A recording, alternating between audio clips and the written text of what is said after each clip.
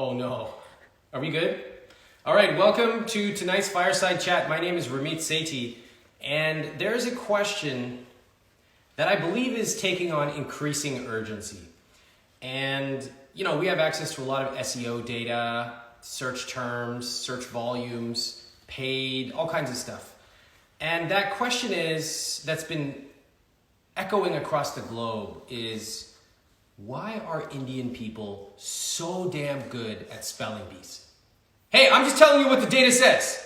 Everybody's wondering, and today Ramit Sethi, Indian person, is here to give you the answer. Why? Because tonight we are talking about the secret habits of top performers. Now, I'd like to acknowledge a couple of things. First of all, you can see the set is slowly really developing itself. That's not part of the set. I was advised, Ramit, great sweaters, love your off-the-cuff remarks. Why not put a little branding into your set? Boom! Thank you to our sophisticated PR representatives. A great suggestion. That's why they make the big bucks. Second, I do want to say that literally 35 seconds ago, this fire was like a roaring blaze. I was almost about to take this sweater off. I'm not lying. Sucks. Besides that, we have a great episode planned because, as I said, we're just reporting on data. And the data says that people want to know, why are people who look like me so good at spelling bees? Have you ever wondered why the Scripps National Spelling Bee is basically completely dominated by Indian people for the last 30 years? Including, well, I didn't make it to that level, but I was number 9 in Northern California. How'd that happen? Tonight, we really pull back and understand what makes a top performer a top performer. Is it luck? Is it genetics? Or is there something else going on? Well, let's try to answer the question of, why am I so good at spelling? Let me tell you the politically correct answer, which would be something like, I was just fortunate to be blessed with this skill I don't really know, and the truth is I'm not really good at a lot of other things, so I guess it's just lucky that I found this one thing. That's what most would say. What if you pried the truth?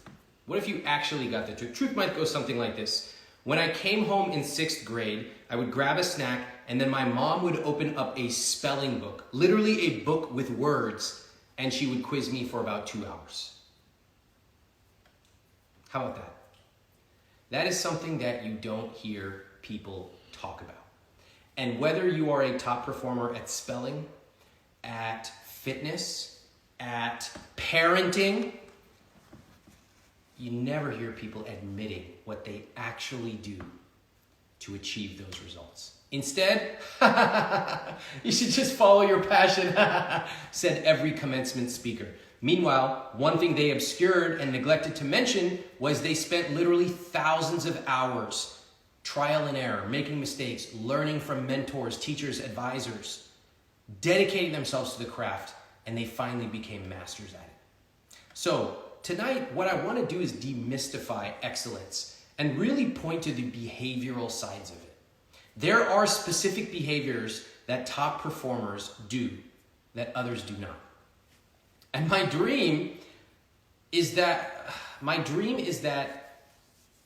you could visit somebody's house for one day and shadow them. And you would see many of the behaviors that are totally secret. They are secret to you, and in many cases, they're actually secret to that person. They don't even realize they're doing it. But there are profound behavioral differences between top performers and everybody else. I just gave you one of them, which is for spelling bee champs. They do that and more. People who make it to the highest levels, the ones you see on ESPN, they're spending hours every day. That's what they do. Okay. Let me ask a question. Cass, why do you think people are not honest about what it takes to be a top performer? Why do you rarely hear someone saying, yeah, I spend 2 hours a day reading words out of a book? Why is that? Because it's not glamorous. Yeah, that's a good one. It's not glamorous. So I identify 2 reasons.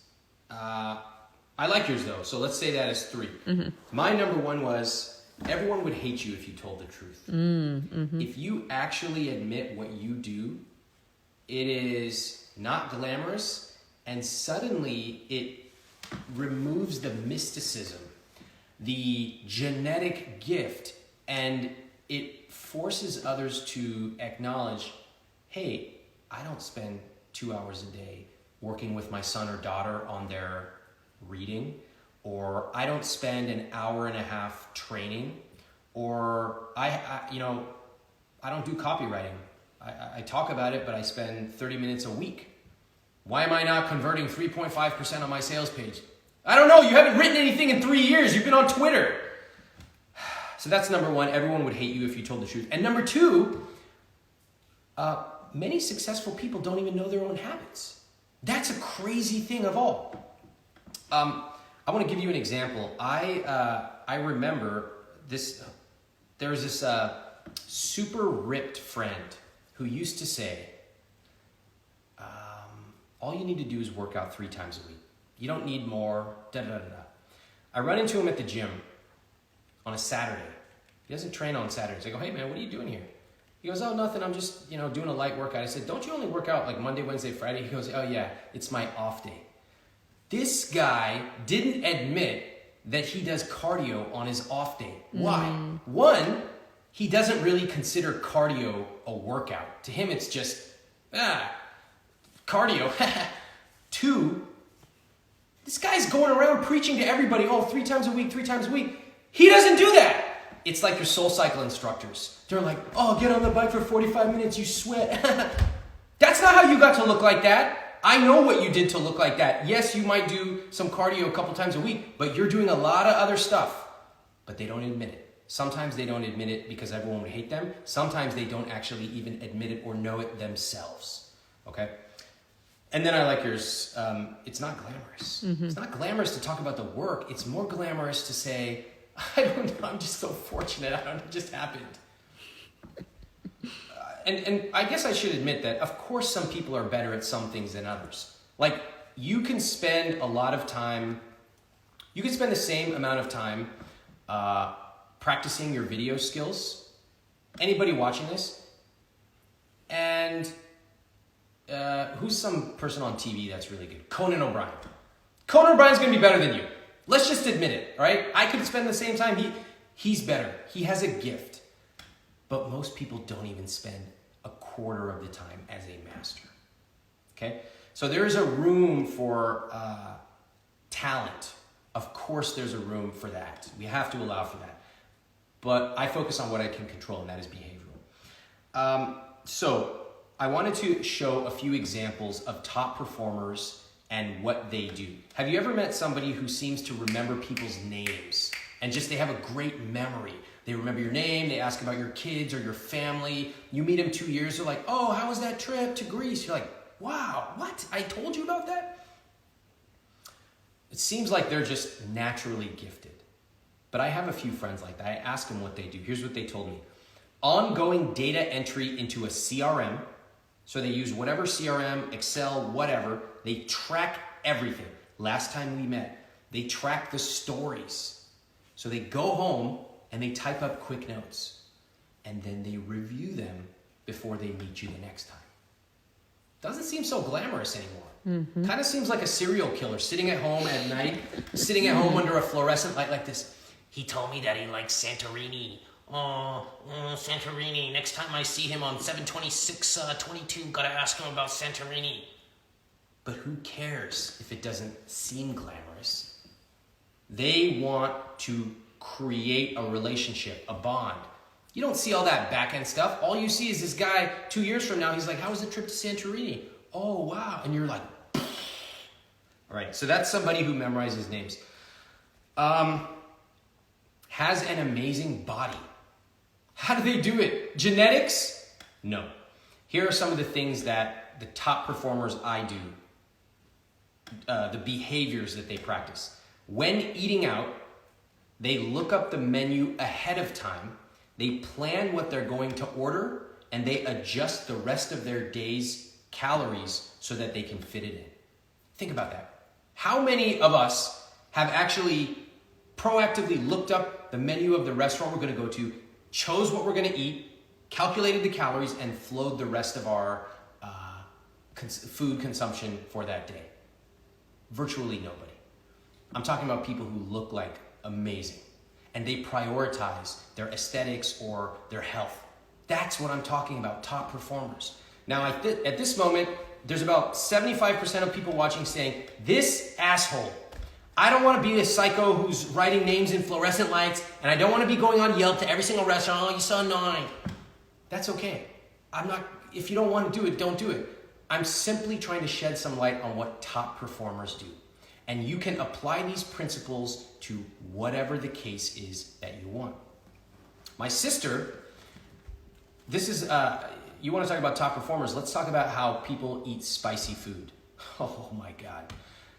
This drives me insane. I love spicy food, and when I think about it, in America, first of all, people here think black pepper is spicy.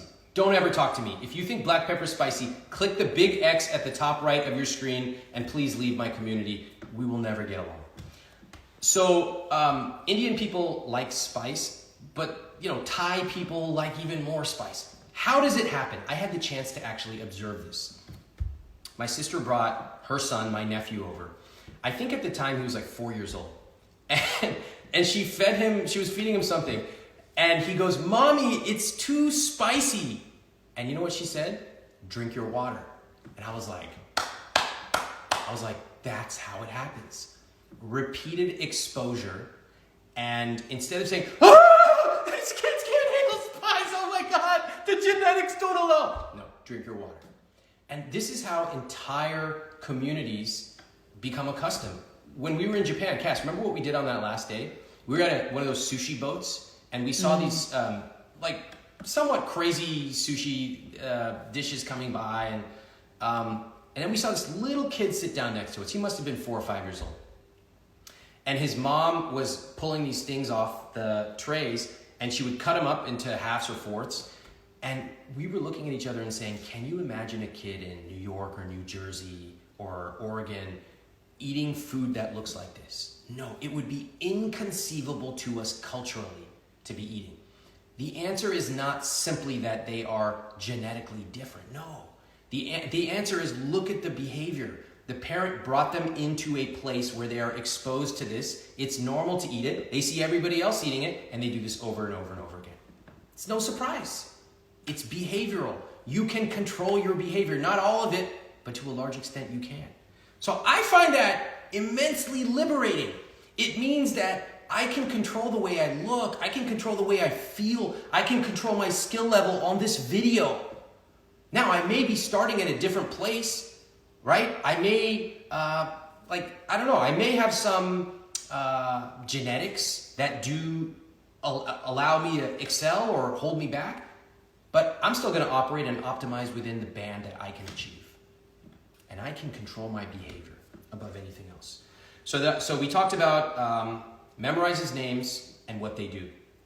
We talked about has an amazing body and just a couple of things they do. We talked about eats foods that would be inconceivable to us. Spicy, odd fish for Americans. Spelling bee champs, what do? What do you do if you want to raise a spelling bee champ? Every day they come home, you quiz them for 2 hours. On the weekend, 3 hours. That's what it takes. Can you imagine a parent who wants to spend that kind of time? That's what my mom did. So and one more thing on that one. In Indian culture, you glamorize spelling bee champions, just like in other cultures, you might glamorize athletes or entrepreneurs. Do you know that Indian parents will say, well, she made it to nationals and she got this scholarship. Every Indian kid right now is like, I hate that.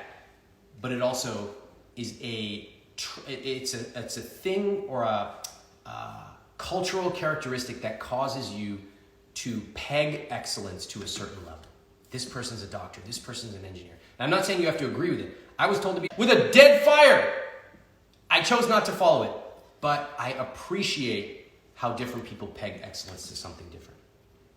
What if they want to start a business? I found that 100% of successful entrepreneurs join my program called Earnable, iwt.com/earn.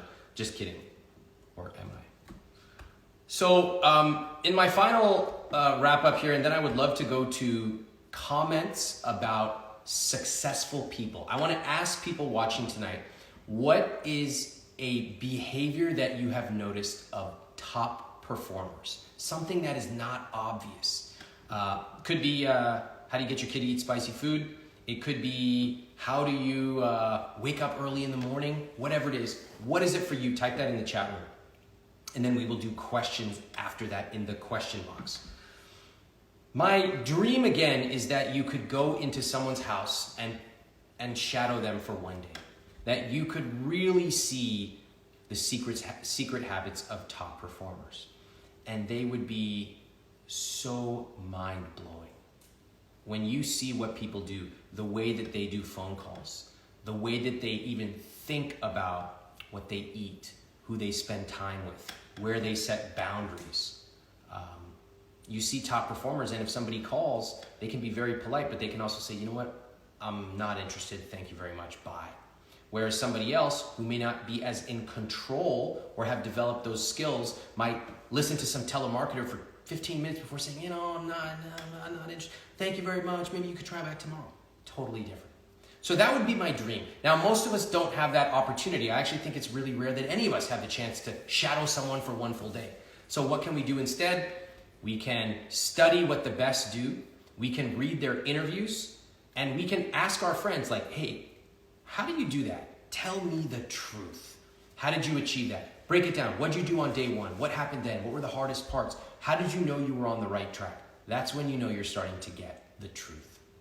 So that is my short foray into the secret habits of top performers. If you are interested, I have more examples on this. I have a blog post called The Secret Habits of Top Performers. You can add Ramit to that and you will find the article. Cass, do we have any comments on some secret habits tonight? Let's see. Okay, so someone said affirmations and intention setting in the morning. Okay. Someone else said exercise. Let's see. Someone said top performers are consistent and enjoy how long it takes to become good. Oh, that is a good one. Let's just pause right there as you're finding more. You ask, if you listen to people who are starting out or they're struggling to achieve something, they'll say, the first question will be, how long does it take? That's a great sign that someone is going to fail. Why? Because implicit in that question is, I think this is going to be painful. I don't like pain. Therefore, I want to know that the answer is short. Because if it's long, I'm not interested in even starting. No kid ever asked that question. How long do I get to play at the playground? They would never ask that. They're like, yeah! Think about it. So when people come to me, they're like, hey, Earnable sounds like a cool program, but how long will it take for me to make $1,000? It's very unlikely this person will be successful. I love what that comment was, Cass. They said they look forward to how long it's going to take and they enjoy the journey. Absolutely. Mm-hmm. Let's see. They don't give an F about others' expectations. Okay. They know consistency is key. Absolutely. Uh... And then if anyone has questions about top performers, add that to the question box and we can tackle some of that. I don't know if I would have been ready to hear some of this when it wasn't time. Mm-hmm. For example, if when I was not interested in fitness and someone was like, this is what it actually takes to be really fit, I would have been like, screw you.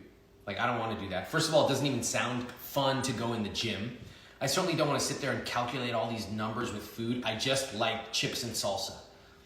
And my answer to that, first of all, I'm not going to try to convince anybody to do anything they don't want to do. You don't want to train 5 times a week? Fine. You don't want to read words off a page to dominate a spelling bee? Fine. Although I don't understand you. I don't get it. Why would you not want to do that? What I would say is that we don't all start off aiming to be top performers. That's okay. I didn't. When I started off writing my blog, I wasn't like, I'm going to have the world's best blog. And I certainly don't think I've achieved that. Same thing with fitness. I was just like, I want to gain like 10 pounds and get not a skinny neck anymore. That was it. That was my goal. But I think as we try a lot of different things, we discover, wow, I really love this. And I have a greater vision for what excellence is. And I'm down. I want to get after it. That's when you start to go down the path of being a top performer. Any questions, Cass? Yes. What are your top performing habits? Oh. Okay. My top performing habits are that probably 85 to 90% of my daily success is due to systems I put in place years ago. So when I wake up in the morning, I pretty much wake up at the same time because I've gone to sleep the night before, basically at the same time. I have a safe living environment, and I'm not worried about, I guess... necessities. The basic necessities, yeah. I wake up, I know that I've given myself the luxury of a couple of hours to just like do nothing, watch TV, scroll Instagram. I have that stuff. Now, when it comes to more specific things, I have the coffee that I make is always stocked, and it's like 16 inches away from the French press, which is all there ready to go. Now we're really talking. It's like a chef walks in, everything's like ready to go. I sit down at my computer. All right, how much time do we have? Because I'm about to get like... 8:53. Oh my God. All right, let me just scroll through this quickly. So I open up my calendar. Every day is basically the same. I have the same meetings on Monday, the same on Tuesday, right? So it's all consistent. All the variation has been really generally squeezed out. But what that means is that when I open up that meeting or that call, we can be super creative. We can also know that we don't have to get everything in that day because we're going to talk again in 3 days or in a week, always. I'm working with great people. The team is amazing. Everybody's got incentives that are aligned. And then we have a good thing where we know we have our own rhythm. We're going to watch TV or you're going to work out. Maybe I'll work out at a different time. So a lot of it is patterns and habits. More specific examples would be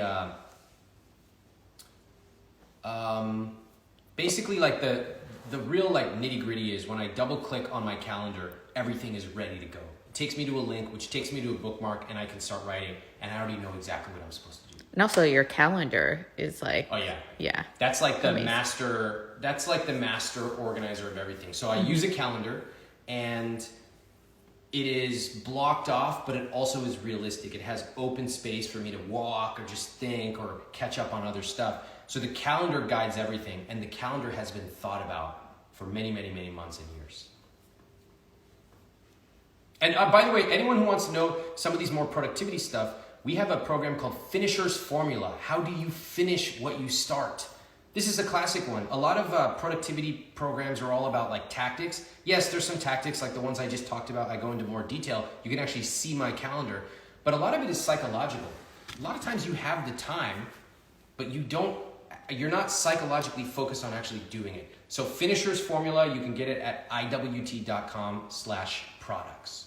How long do you spend watching or catching up on the daily news? A lot. And actually it's funny, like we talked about it today.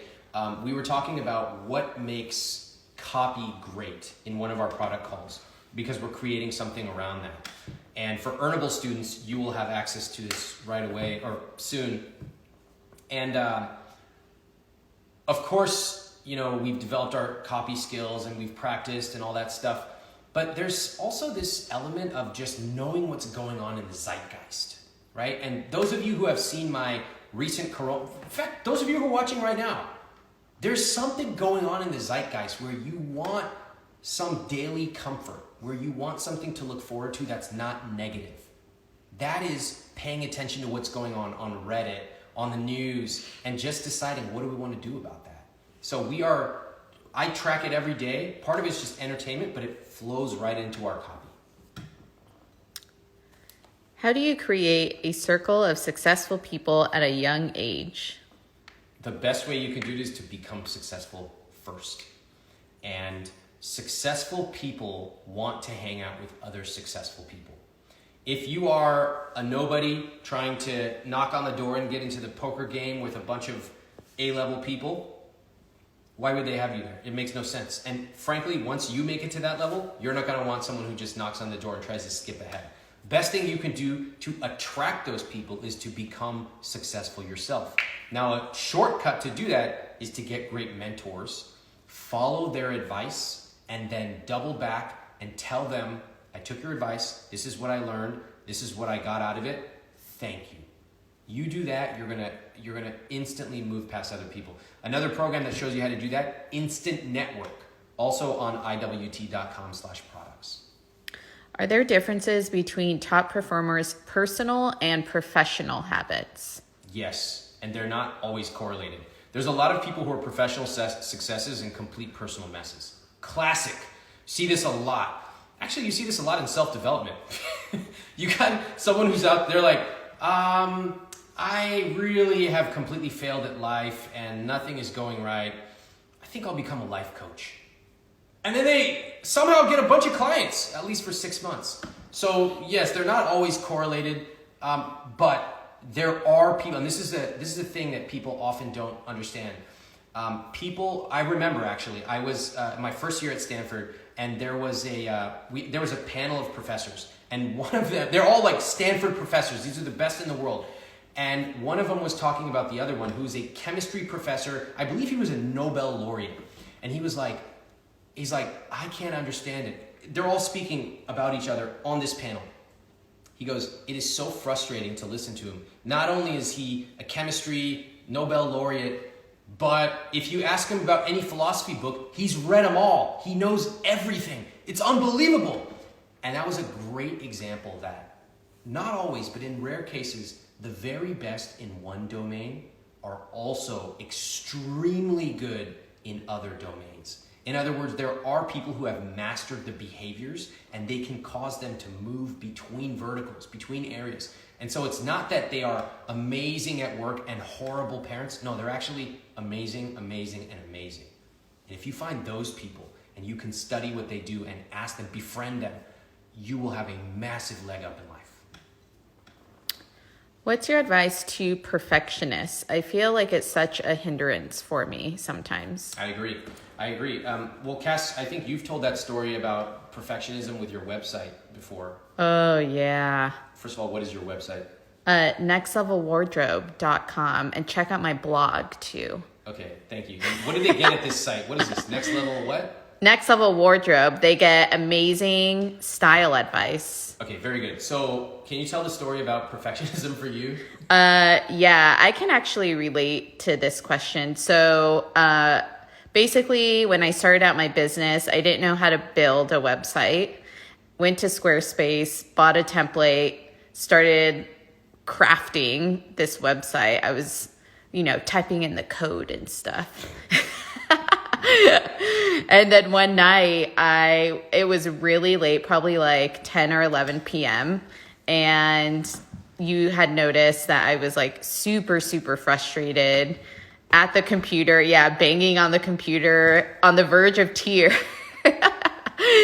So you come over and ask me what was wrong. And I think I may have started crying. And, and then I said, I'm really frustrated because this copy needs to be left justified. It cannot be center, left justified. And you stood there and listened to me and were very compassionate. And you slowly closed the computer screen and said, let's go to bed. Stay away from the windows. Just move this way. And now it's been a few years since that incident, and now we can laugh about it. Okay, so what was going on there? I got so obsessed with this format of my website being a certain way. Like, I had a vision in my mind, and it had to be that. It could not be any other way, even though like no one noticed it except me. Perfectionism is selfish. You are focused on yourself. You are myopic, and you have never stopped to remember the most important thing, which is not you, is the people that you are serving or the goal that you are pursuing. In Cass's case, I totally understand why that's happened because I've had many experiences like that. In fact, my team will tell you, like, Ramit's like pushing this one weird feature too much. And sometimes they're right. We have to remember that in your case, the goal was what? Was it left aligned text? Well, yeah. No. Oh, God, I learned the lesson. It's only been 3 years. Okay. Oh my God. What was the real goal? What should the goal have been? I'm like, there's no other goal. I was supposed to be left aligned. If you had gotten it left aligned, what would have happened? Nothing. Okay, this exercise is really not going my way. I would have felt good maybe for like a few seconds. And then that's it. It would not have resulted in any press, any clients. Yeah. And what nothing. Would you have liked?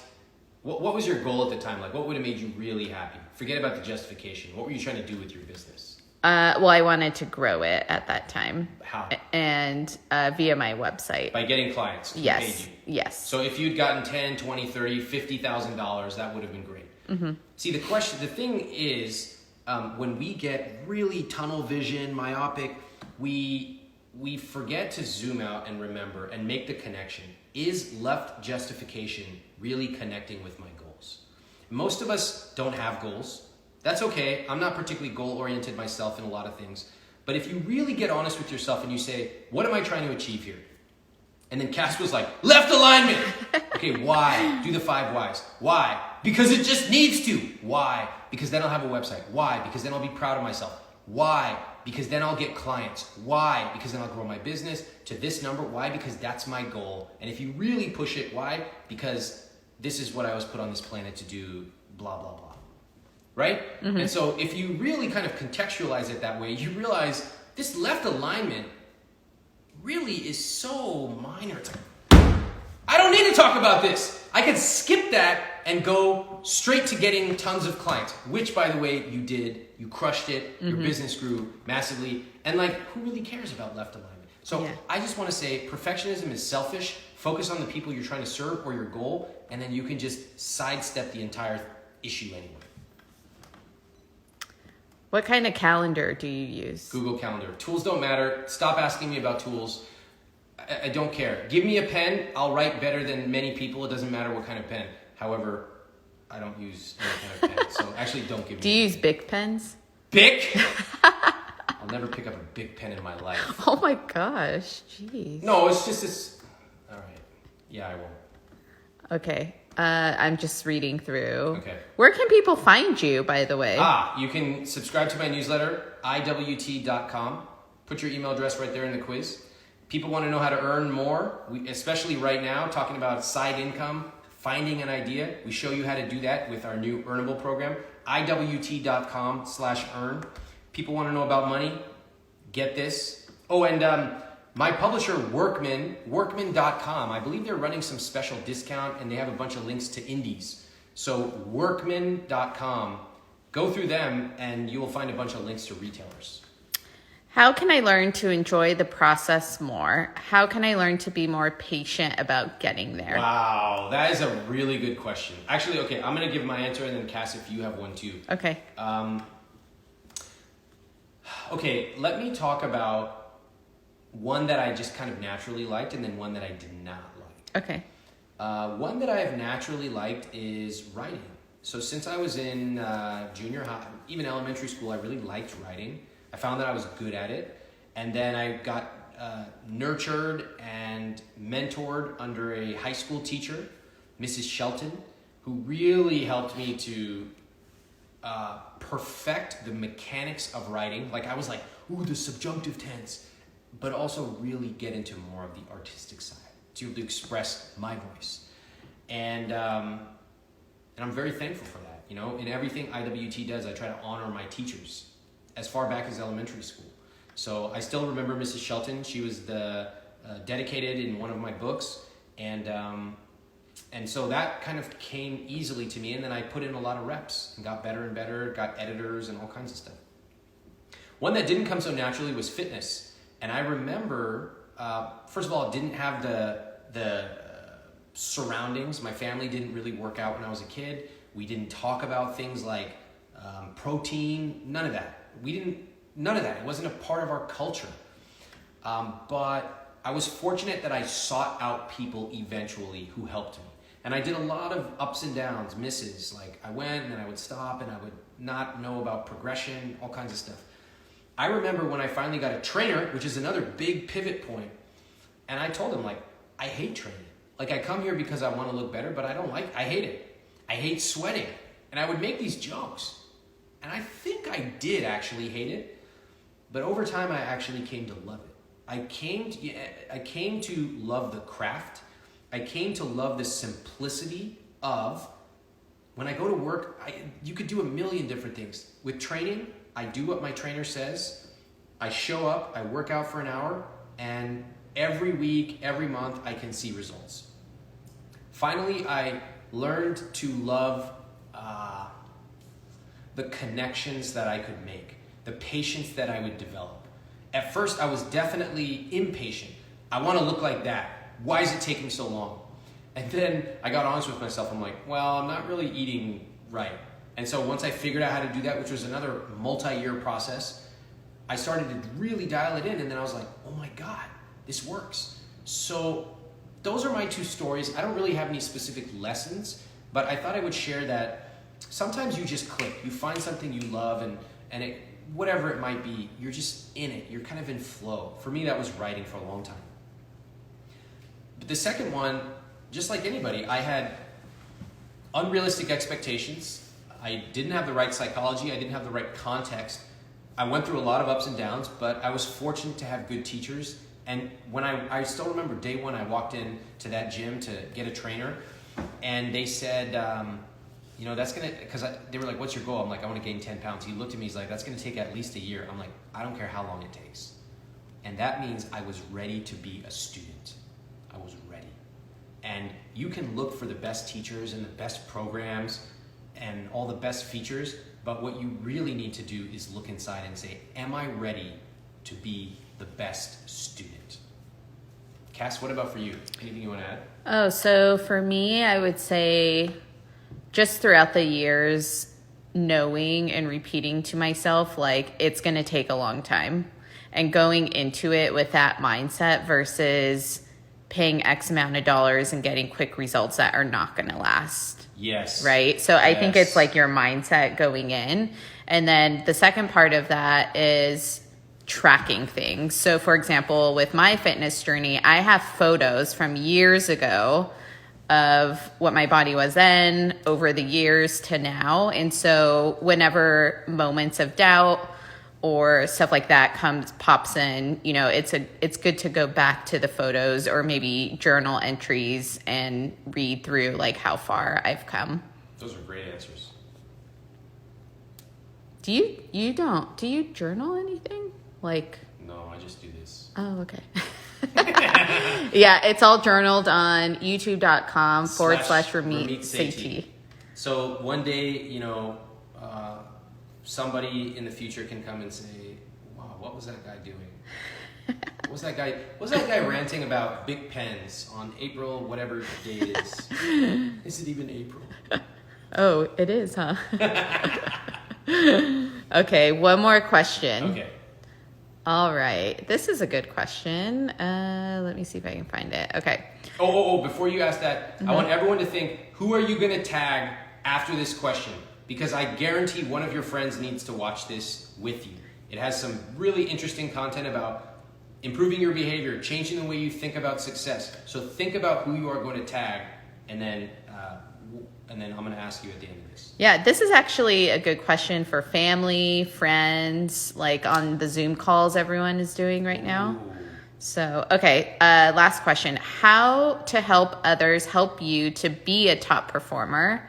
How do you and Cass support each other? Oh, that's a great question. Mm-hmm. That's a great question because you need resources to do a lot of it. It's extremely difficult to become a top performer if your partner is not at least neutral, and better yet, on the same path with you. If they are an antagonist, it's almost impossible. It's very difficult. You saw that in your fitness program, right? Yeah, we had people who would come and they had finally decided, like, I'm ready to make a change. They joined this weight loss program that we tested, and they would come on Wednesday nights and attend our webinar, and they were pumped. They got information. And then on Thursday, their husband or their wife would say, when are you going to eat normal food with the kids? That's what a good mother does, a good father. And I was heartbroken to hear that, because those people had virtually no chance. They had no chance. And they could come and they could spend any amount of money and they could find the best teacher, but it doesn't matter because their environment did not support them excelling. So in that case, you really have to take a hard look inside and say, am I with a partner who's going to support me? Have I spoken to them candidly and said, this is what I'm working to achieve? Can you be on board with me? Let's talk about what that looks like. You know, a lot of people, they're frustrated, but they've never actually had a conversation. So you need to do that, whether it's alone or with a therapist. How do we do it, Cass? So let's give a few specific examples. I remember over the weekend, I came by and I said, hey, do you want to work out? And we were just kind of having like a lazy day. And you were like, and I was like, come on, let's go. And then we both went. Mm-hmm. And we had a great workout. Mm-hmm. I think that is one just like quiet behavior of, do you want to go do X? Mm-hmm. So we did that over the weekend. You've done that many times, asking me if I want to go do something. Can you think of any examples? Mm-hmm. Oh, so during this quarantine, when it's sunny outside, I will sit outside and work or eat and just soak in the sun. And so I'll ask you, do you want to come outside to eat lunch or take a break or whatever, just to like get you out of your routine and to get some vitamin D. Yeah, that's awesome. Mm-hmm. And I normally would not do it on my own. Yeah, I know. Okay, what else do we do to support each other? Oh, so a big thing that I do for Ramit is food. So make sure that he has his food for the week and his meals ready to go, because I know it's important to you to eat properly and on track and also have it ready to go quickly. Definitely. And I appreciate that. Mm-hmm. Like, it makes a huge difference for me. How else do I support you? Well, I know that you like physical touch, so back rubs. Mm-hmm. Oh, yeah. That's really important. Can I get one tonight? Sure. And then if you try to do it to me, I'm like, nah.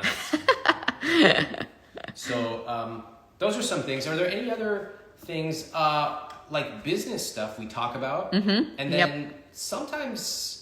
like, I try not to give advice all the time. Sometimes I'm just listening. Yeah, you do a good job at asking, like, do you want me to give you advice? And I'll either say yes or no. Right. Like, because sometimes I just want you to listen to me, and sometimes I want your advice.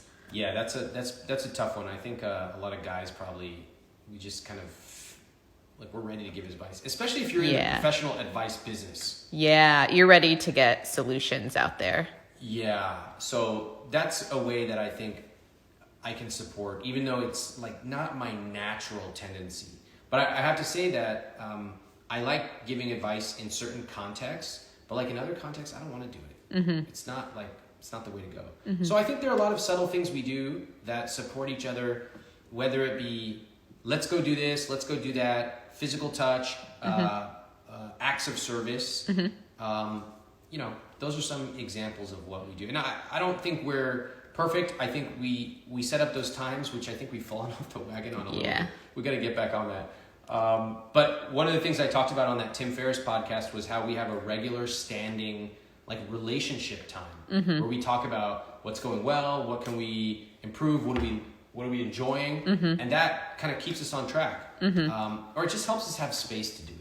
Yeah, because life can get so busy, and we don't even have kids, so it gets busy really quickly. So carving out the time. But in regards to this question, I think one thing that we have done pretty well and we can improve on is just communicating what we're working on or what our goals are. Because if the other person doesn't know what you're working towards, then it could be hard to figure out how to support them best. Yeah, I think you multiple times have said, hey, if you have something big coming up, let me know. And sometimes I'm just like heads down Earnable launch or something, and I'm like, I just need to like focus on this, and I'm not going to be very talkative for the next week. Yeah. Yep. I would naturally not do that. I'm just like, if I'm not talkative, I don't want to talk about it. But now I'm like, okay, I can spare the time, of course, to try to communicate, and I think that's a good lesson. It's helped me a lot. Okay, so let's zoom back out. We talked about the habits, secret habits of top performers. We talked about how many people do not actually tell the truth about what it is. Why? Number one, it's politically incorrect. People would hate them if they told you what it takes to raise an amazing kid, or what does it take to be a spelling bee champ, or be super fit, or have a business that generates X dollars. Most people would hate you. They don't really want to hear it. We prefer to hear things like, I'm just lucky, and I'm passionate, etc. The second answer is actually that a lot of successful people don't know what those secret habits are. So you can ask them and you can build relationships. We have that instant network program that shows you how to do that. My dream would be that you could follow people home and study what they do for one day. That's unlikely. So the best thing you can do is surround yourself with top performers and find people who tell you the truth. I've always pledged to tell you the truth. I tell you the truth how I wake up. First thing I do is I scroll Instagram. You don't hear many people telling you that. Instead, what do they tell you? I wake up at 5:02. I start meditating until 5:42. Then I drink 83,000 gallons of water. Then I go out and I work out for 3 hours. No, you don't. I know these people. I know what they do. They don't do that. Get the truth, even if the truth is uncomfortable or confusing. Fight for the truth. The world will not give it to you. But when you do that, when you are patient, when you have support from the people around you, whether it's a partner, teacher, mentor, advisor, it becomes much easier to become successful. Please tag a friend. I do these every night. I hope that you have at least 2 friends, family, loved ones, whoever, that would benefit from seeing this, and it helps if you spread the word to them. Let them know you and they can also sign up for my newsletter at iwt.com. I'm on Instagram at Ramit, YouTube, Ramit Sethi. I have a bunch more fireside chat videos on money, business, and psychology. And I will see you back here tomorrow night. Thank you.